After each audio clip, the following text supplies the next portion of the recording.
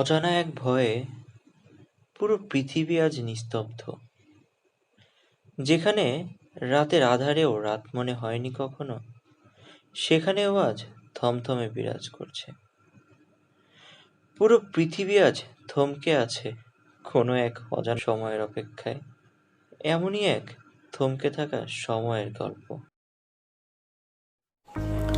কিরে, শুনছিস? হ্যাঁ, শুনছি।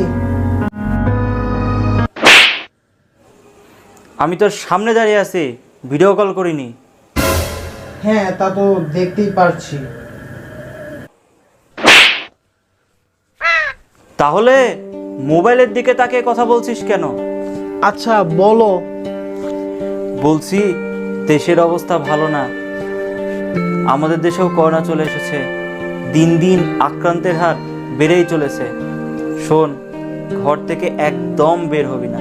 তো বাসায় থেকে করবোটা কি? বাইরে বের হতে না করবা, মোবাইল চালালেও বলবা, পেছন আটকে বসে থাকি বিছানা। বাসার কাজ টাজ কর আর যত খুশি মোবাইল টেপ, তাও বাড়ির বাইরে বের হবি না। ধুর, এত ভাল লাগে ঘরে বসে থাকা। হাসানকে একটা কল দিই।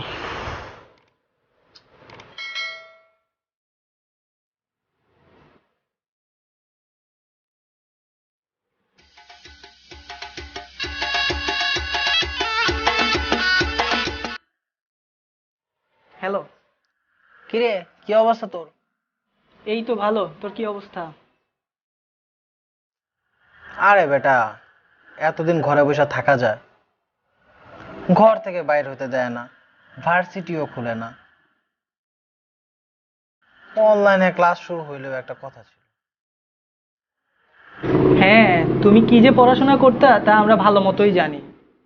আরে বেটা, পড়াশোনা করি আর না করি, অন্তত সময়টা তো কাটতো। মামা, চল না কালকে আড্ডা দেই। আরে না না, কি বলিস এসব? এই সময় বের হওয়াই ঠিক হবে না। তুই বলতেছিস আড্ডা দিতে? না না না, সম্ভব না। আরে কিছু হবে না, প্লিজ চল, প্লিজ কালকে একটু আয়, একটু ভালো লাগছে না আর বাসায়। আচ্ছা ঠিক আছে, কোথায় মিট করবি বল? তাহলে তুই আমাদের জন্য চলে আসিস, আমি চলে আসবো সময় মতো। আচ্ছা, আল্লাহ হাফেজ।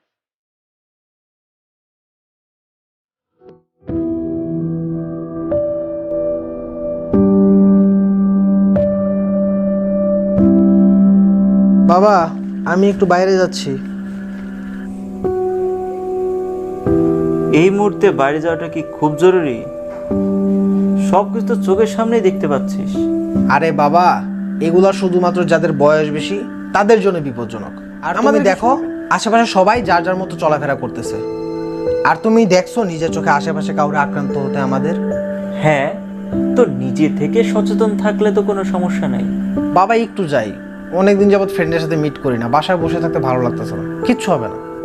আচ্ছা যা, যাওয়ার সময় মাস্ক পরে যাবি।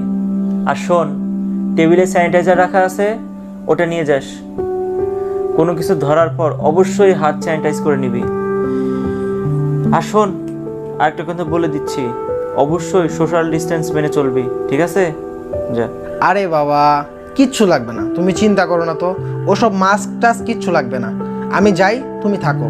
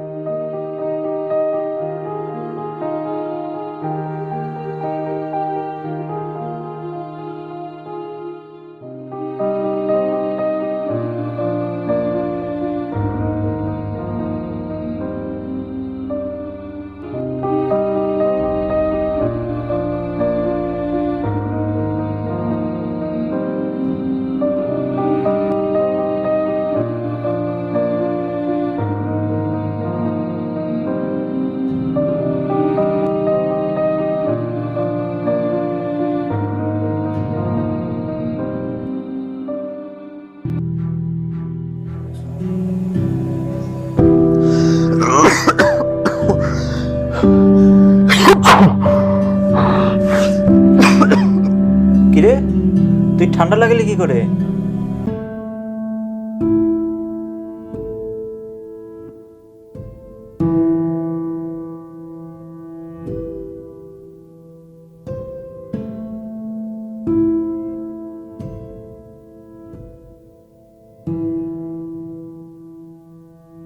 আরে বাবা, সাধারণ ঠান্ডা হয়তো ঠিক হয়ে যাবে এমনিতেই। যাই হোক, টেস্ট করালে তো আর কোনো প্রবলেম নাই। চল দুইজনই টেস্ট করাই আসি। তুমি আবার কেন করাবে? আরে বাবা, দুইজন তো একসাথে। আচ্ছা ঠিক আছে, চলো। আসসালামু আলাইকুম স্যার, আসতে পারি? ওয়ালাইকুম আসসালাম। জি বসুন।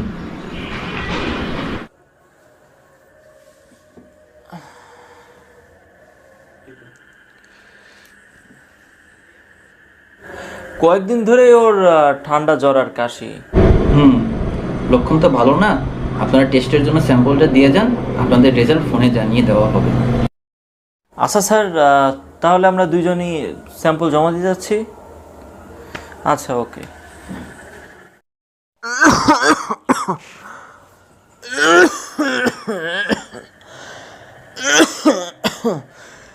স্যাম্পলটা কবে যে দিয়ে আসছি এখন পর্যন্ত জানালো না রিপোর্ট।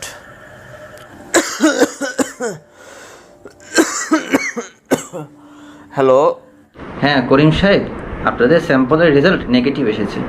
ও আচ্ছা আচ্ছা, আলহামদুলিল্লাহ, ধন্যবাদ স্যার। আচ্ছা আচ্ছা, ঠিক আছে স্যার, রাখি।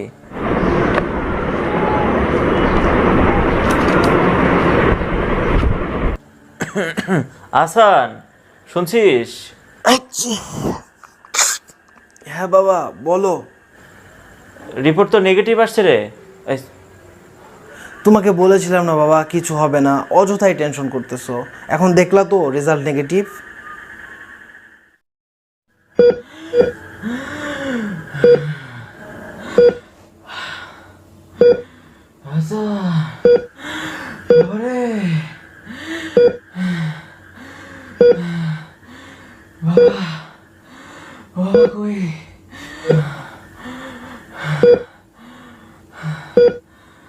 বাবা, বাবা, বাবা, বাবা, কি হয়েছে বাবা? তোমার কি নিঃশ্বাস নিতে খুব কষ্ট হচ্ছে বাবা? বাবা, আমি এখনই তোমাকে হসপিটাল নিয়ে যাচ্ছি বাবা। তোমার সব ঠিক হয়ে যাবে বাবা, সব ঠিক হয়ে যাবে, চিন্তা করো না, সব ঠিক হয়ে যাবে।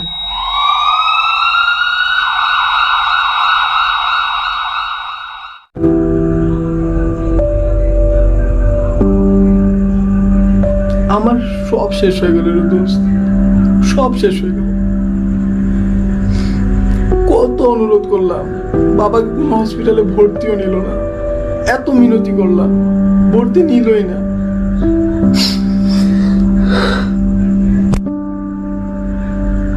বাবার মৃত্যুর পর তার স্যাম্পলের রেজাল্ট নাকি পজিটিভ আসছে, কিন্তু সেদিনই তো আমাদের টেস্টের রেজাল্ট নেগেটিভ পেলাম। দোস্ত, তোরা যেখানে টেস্ট করাইছিলি ওই হসপিটাল ভুয়া রিপোর্ট দিত। আমি গতকালই সেটা নিউজে দেখলাম। আমি আমার বাবাকে মেরে ফেললাম রে দোস্ত, আমি আমার বাবাকে মেরে ফেললাম। আমি যদি একটু সচেতন থাকতাম তাহলে তাহলে আজ আমার বাবা বেঁচে থাকতো। আমি আমার বাবাকে মেরে ফেললাম রে দোস্ত, আমি আমার বাবাকে মেরে ফেললাম।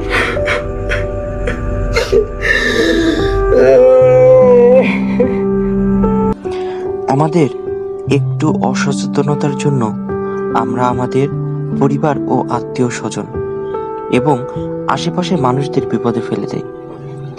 আমরা এমন ঘটনা কারো জীবনে প্রত্যাশা করি না। আসুন আমরা ঘরে থাকি, বাইরে গেলে মাস্ক ব্যবহার করি, বাইরে থেকে এসে ওই কাপড় চোপড় 20 মিনিট সাবান পানিতে ভিজিয়ে রেখে ধুয়ে ফেলি, আর একটু পর পর হাত স্যানিটাইজ করি। সচেতন থাকি, করোনাকে রোধ করি।